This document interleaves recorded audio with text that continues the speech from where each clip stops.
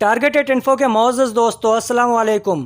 کیا آپ جانتے ہیں کہ جاز کا رنگ ہمیشہ سفید ہی کیوں ہوتا ہے؟ کیا آپ ایسے ملک کے بارے میں جاننا چاہیں گے جہاں ایئرپورٹ نہیں ہے؟ یا پھر آپ جانتے ہیں کہ جلاد پھانسی کے وقت مجرم کے کان میں کیا کہتا ہے؟ آج کی ویڈیو میں آپ ایسے ہی انٹرسٹنگ فیکٹس کے بارے میں جان کر حیران ہونے والے ہیں۔ ویڈیو میں مزید آگے بڑھنے سے پہلے آپ لوگوں سے چھوٹی سی گزارش ہے کہ آپ نے میرے چینل کو ابھی تک سبسکرائب نہیں کیا تو ابھی سبسکرائب کر کے بیل آئیکن کو بھی دبا دیں تاکہ میری ہر نئی آنے والی ویڈیو کا نوٹیفیکیشن آپ کو فوراً مل جائے۔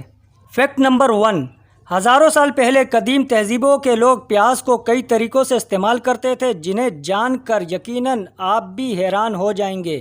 انسان کو پیاز ہزاروں سال سے پسند ہے، جس کا اندازہ اس بات سے بھی لگایا جا سکتا ہے کہ آج سے 7000 سال پہلے کے آثار قدیمہ سے پیاز کی باقیات ملی ہے۔ لیکن شاید آپ نے پیاز کے منفرد استعمال کے بارے میں نہیں سنا ہوگا۔ صدیوں پہلے قدیم تہذیبوں کے لوگ یورپی باشندے پیاز کو کئی طریقوں سے استعمال کرتے تھے، جیسے کہ قدیم مصر میں مقدس حیثیت حاصل تھی اور قدیم مصر کے لوگ اس کی پوجا کرتے تھے۔ آثار قدیمہ سے پتہ چلتا ہے کہ 3000 قبل مسیح کے زمانے میں حرم مصر تعمیر کرنے والے لوگ پیاز کی کاشت کرتے تھے اور پیاز ان کے روزانہ کی غذا کا حصہ بھی تھی، لیکن اس کے ساتھ وہ پیاز کی عبادت بھی کرتے تھے۔ پیاز کی گول شکل اور اس کے کاٹنے پر بننے والے چھلوں کو لسانی زندگی کی علامت بھی سمجھا جاتا تھا۔ قدیم یونان میں سمجھا جاتا تھا کہ پیاز انسانی خون کا توازن درست کرتے ہیں، اس لیے وہاں کے کھلاڑی اور لڑاکا سپاہی کو بطور خاص زیادہ پیاز کھلائے جاتے تھے اور وہ اپنی جلد پر پیاز کا لیپ بھی لگایا کرتے تھے تاکہ ان کے پٹھے مضبوط ہو جائیں۔ 16ویں صدی عیسوی میں یورپی ڈاکٹر پیاز کو بانجھ پن کا علاج سمجھتے تھے اور بانجھ خواتین کو بکثرت پیاز کھانے کا مشورہ بھی دیا کرتے تھے۔ پرانے مکتوب میں پیاز دیگر حوالوں سے بھی اہم تھا اور بعض جگہوں پر کرایوں کی ادائیگی بھی پیاز کی شکل میں کی جاتی تھی۔ اس زمانے میں پیاز کو ایک قیمتی تحفہ بھی تصور کیا جاتا تھا اور لوگ پیاز ایک دوسرے کو تحفے میں بھی دیا کرتے تھے۔ فیکٹ نمبر 2، ویٹیکن سٹی نام سے تو سٹی لگتا ہے اور ہے بھی سٹی۔ یہ ویٹیکن سٹی نہ صرف سٹی یا شہر ہے بلکہ ایک خود مختار اسٹیٹ کا درجہ بھی رکھتا ہے۔ یہ ایک بہت چھوٹا سا ملک بھی جانا جاتا ہے۔ یہ ملک عیسائی مذہبی شہر بھی ہے۔ یہ صرف 121 ایکڑ پر مشتمل ایک سٹی اسٹیٹ ہے۔ اس کے بارے میں ایک فیکٹ یہ بھی ہے کہ ویٹیکن سٹی کا کوئی ہوائی اڈہ نہیں ہے، لیکن اس کے مغربی کونے میں ویٹیکن سٹی ہیلی پورٹ ہے جو وزٹ کرنے والے سربراہان اور ویٹیکن کے عہدیدار ہی استعمال کرتے ہیں۔ اور ویسے بھی اتنے چھوٹے سے ملک میں ایک ایئرپورٹ بنانے سے اس ملک کی جگہ اور کم ہونے کا خدشہ ظاہر کیا جاتا ہے۔ اس کے بارے میں ایک فیکٹ یہ بھی ہے کہ ویٹیکن سٹی کا کوئی ہوائی اڈہ نہیں ہے، لیکن اس کے مغربی کونے میں ویٹیکن سٹی ہیلی پورٹ ہے جو وزٹ کرنے والے سربراہان اور ویٹیکن کے عہدیدار ہی استعمال کرتے ہیں۔ اور ویسے بھی اتنے چھوٹے سے ملک میں ایک ایئرپورٹ بنانے سے اس ملک کی جگہ اور کم ہونے کا خدشہ ظاہر کیا جاتا ہے۔ فیکٹ نمبر 3، جاپان میں ایک بڑے ایکویریم کے انتظامیہ نے عوام سے اپیل کی ہے کہ ان کے مچھلی گھر میں رکھے جانوروں اور مخلوط سمندری ایل سے ویڈیو چیٹ کرے، کیونکہ لاک ڈاؤن کی وجہ سے یہ حساس جانور انسانوں کو بھولتے جا رہے ہیں۔ سوڈائی ایکویریم میں گارڈن ایل نامی ایک خوبصورت سمندری جانور موجود ہیں جو ریت سے سر نکالتے ہیں تو سامنے انسانوں کو پاتے ہیں، لیکن اب مچھلی گھر لوگوں سے خالی ہے اور وہ دھیرے دھیرے لوگوں کو بھولتی جاتی ہے۔ یہ ایل موٹی گھاس کی طرح دکھائی دیتی ہے اور اس مناسبت سے انہیں گارڈن ایل کہتے ہیں، لیکن اب یہ حال ہے کہ ایل انتظامیہ کو دیکھ کر اپنا سر مٹی میں چھپا لیتی ہے۔ یہ اصل میں انسان کو بھولتی جا رہی ہے اور عملے کو دیکھ کر خوفزدہ ہو رہی ہے۔ اس بنا پر ایک مہم چلائی گئی ہے تاکہ لوگ ویڈیو کال کر کے پیار بھرے لہجے میں ان سے باتیں کریں یا انہیں دیکھتے رہیں۔ اب جوں ہی وہ کسی کو اپنی جانب آتا دیکھتی ہیں تو فوراً ریت میں گھس جاتی ہے۔ اس سے قبل وہ انسانوں کو آنکھوں میں آنکھیں ڈال کر دیکھا کرتی تھی۔ اس وقت ایکویریم میں 300 سے زائد ایل موجود ہیں اور ان کے لیے 5 بڑے ٹیبلٹ لے کر ان کی اسکرین کا رخ ایل کی ٹینکوں کی جانب کر دیا گیا ہے تاکہ لوگ ان کے ساتھ ویڈیو چیٹ کریں۔ فیکٹ نمبر 4، دیوار چین۔ دیوار چین کی تعمیر اگرچہ خانہ بدوش قبیلوں کے حملوں کو روکنے کے لیے کی گئی تھی، مگر ایک محرک کے مطابق شاید اس کا مقصد یہ بھی تھا کہ چینی لوگ غیر چینیوں سے کوئی رابطہ نہ رکھیں۔ اس لیے چین کی تہذیب میں جو بھی ایجادات ہوئی وہ اس کی اپنی اندرونی ضروریات اور اثرات کے تحت ہوئی۔ چینی اپنی تہذیب کے سلسلے میں انتقائی عمل کو تسلیم نہیں کرتے ہیں۔ ان کی دلیل ہے کہ ان کی تہذیب ابتدا سے ہی پختہ اور ترقی یافتہ تھی۔ فیکٹ نمبر 5، اگر آپ نے کار خریدنی ہو تو اس میں آپ کو بہت سے کلر کے آپشن مل جاتے ہیں، جیسے بلیک، ریڈ، یلو، آپ جو چاہیں چوز کر سکتے ہیں، لیکن ہم نے کبھی بھی پلین کو وائٹ کلر کے علاوہ کسی اور کلر میں دیکھا ہی نہیں۔ آخر ایسا کیوں ہے؟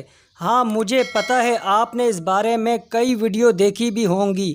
اس کو ہم ایک میکینیکل انجینئرنگ کی حیثیت سے دیکھتے ہیں، کیونکہ انجینئر کے دیکھنے کا طریقہ ایک عام دنیا سے الگ ہی نظر آتا ہے۔ اس لیے پلین کے وائٹ کلر ہونے کی مکمل ڈیٹیل میں آپ کو دینے والا ہوں، اور اس کے ساتھ ساتھ پلین کے بارے میں آپ کو ایسی باتیں بتانے لگا ہوں جن کو سن کر آپ کہیں گے اچھا پلین کا کلر وائٹ ہی کیوں ہوتا ہے۔ سب سے پہلے فیکٹری میں پلین جب تیار ہوتا ہے اس پر گرین کلر کا پینٹ، اینٹی کیرولر پینٹ لگایا جاتا ہے، پھر اسے پینٹ شاپ کی طرف لایا جاتا ہے جہاں پر وائٹ کلر کا پینٹ کیا جاتا ہے۔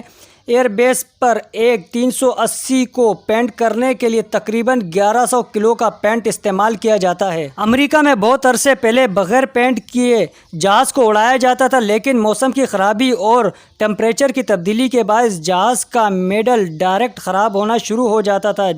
جہاز کے سرفیکس کی کوالٹی ڈی گریڈ تک ہو جاتی تھی، پھر اسے پالش کرنا پڑتا تھا۔ پالش کرنے کی کاسٹ پینٹ کرنے کی کاسٹ سے کئی زیادہ ہوتی تھی۔ اور آپ کو ایک انٹرسٹنگ بات بتاؤں، صرف کمپنی کا لوگو پینٹ کرنے میں یعنی برانڈنگ کرنے میں تقریباً 500 کلو کا پینٹ استعمال ہوتا ہے۔ ذہن میں سوال آتا ہے کہ آخر یہ پینٹ کرتے ہی کیوں ہیں؟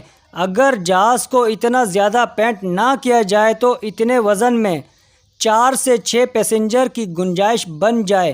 اس میں فائدہ تو کمپنی کا ہی ہے، تو پھر کمپنی ایسا کیوں نہیں کرتی؟ اسی لیے اب سبھی ایئر لائنز وائٹ کلر کا پینٹ ہی استعمال کرتی ہیں، کیونکہ وائٹ کلر میں اگر کوئی بھی فیوب لیک ہو جائے، کوئی بھی ڈینٹ، کوئی بھی کریک آ جاتا ہے تو انسپیکشن ٹیم آسانی سے اس پرابلم کو دیکھ سکتی ہے، اور کبھی بھی ایئر لائنز اپنے پلین کو دوسری ایئر لائنز کو بیچ دیتی ہے، تو اس طرح دوسری کمپنی کو وائٹ کلر پر اپنا لوگو پرنٹ کرنے یا برانڈنگ کرنے میں کوئی پریشانی نہیں ہوتی۔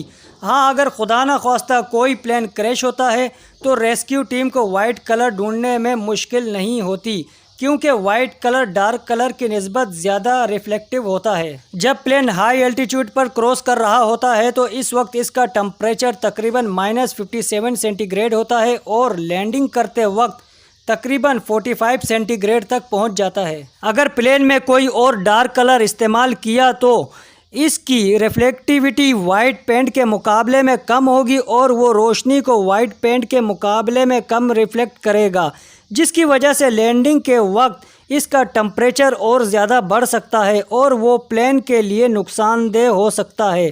اس لیے پلین کا کلر ہمیشہ وائٹ ہی رکھا جاتا ہے۔ فیکٹ نمبر 6، چلی کے لوگ نئے سال کی آمد کا تہوار بڑے عجیب و غریب طریقے سے مناتے ہیں۔ یہ لوگ آدھی رات کے قریب یعنی 12 بجنے سے چند سیکنڈ پہلے ایک چمچ مسور کی دال یا مختلف بیج کھاتے ہیں۔ اس کے ساتھ یہ ایک کام اور بھی کرتے ہیں، یہ لوگ اپنے جوتوں کے تلے میں تھوڑی بہت رقم بڑے اہتمام سے رکھ دیتے ہیں۔ ان کا یہ عقیدہ ہے کہ یہ عمل کرنے سے اگلے 12 ماہ تک انہیں روپے پیسے کی کوئی کمی یا کوئی پریشانی نہیں ہوتی۔ چلی کے جو لوگ چیلنج قبول کرنے کے شوقین ہیں اور خطرات سے کھیلنا جانتے ہیں، وہ نئے سال کی آمد کے موقع پر رات کا یہ خاص حصہ کسی قبرستان میں گزارتے ہیں اور وہاں گھنٹی بجا کر اپنے ان محبوب لوگوں کو بتاتے ہیں کہ نیا سال آ گیا ہے۔ لیکن اس کے برعکس اگر اسپین کے لوگوں کے بارے میں جانیں تو پتہ چلتا ہے کہ اسپین میں نئے سال کی آمد بڑے خاص انداز سے منائی جاتی ہے۔ اس دن آدھی رات کو 12 انگور کھانا یہاں کی قدیم رواج ہے۔ 12 انگور 12 مہینے کی ترجمانی کرتے ہیں اور انہیں کھانے کا مقصد یہ ہے کہ آنے والے سال کا ہر مہینہ ان کے لیے خوشخبری لائے گا۔ یہ 12 انگور بھی بڑے اہتمام اور بڑے سلیقے سے کھائے جاتے ہیں۔ اس موقع پر رات کے 12 بجے جب نیا سال 12 گھنٹیوں کے ساتھ اپنی آمد کا اعلان کرتا ہے تو اس کی ہر گھنٹی پر ایک انگور کھانا ہوگا، اور یہ واقعی بہت دلچسپ روایت ہے۔ فیکٹ نمبر 7، کیا آپ جاننا چاہتے ہیں جلاد قیدی کو پھانسی دیتے وقت اس کے کان میں آہستہ سے کیا کہتا ہے؟ جب جلاد مجرم کے گلے میں پھانسی کا پھندا ڈال دیتا ہے تو آہستہ سے اس کے کان میں کہتا ہے کہ میری تم سے کوئی ذاتی رنجش نہیں، میں صرف حکم کی تعمیل کر رہا ہوں۔ اس کے بعد وہ لیور کو کھینچ لیتا ہے۔ پھانسی دیتے وقت یہ بھی دیکھنے میں آیا ہے کہ دبلے پتلے مجرم عام طور پر رسی کے ساتھ لٹکتے رہتے ہیں مگر ان کی جان نہیں نکلتی۔ اس دوران جلاد کو حکم دیا جاتا ہے کہ وہ نیچے جا کر مجرم کے پاؤں کے ساتھ جھول جائے تاکہ اس کی موت میں آسانی پیدا ہو جائے۔ بعض اوقات بھاری جسم والے مجرم کو جب پھانسی پر لٹکایا جاتا ہے تو رسی بھی ٹوٹ جاتی ہے۔ اس دوران پولیس والوں کی یہ ڈیوٹی ہوتی ہے کہ آدھے مرے ہوئے شخص کو دوبارہ اوپر لے آئے اور دوبارہ اسے لٹکایا جاتا ہے۔ اس طرح اس کی جان نکلنے میں آسانی پیدا ہو جاتی ہے۔ دوستو، اگر آپ کو ہماری یہ انفارمیٹیو ویڈیو پسند آئی ہو تو اسے لائک کر کے اپنے دوستوں کے ساتھ ضرور شیئر کریں۔ پھر ملیں گے دوستو اپنی اگلی نئی ویڈیو کے ساتھ، تب تک کے لیے اللہ حافظ۔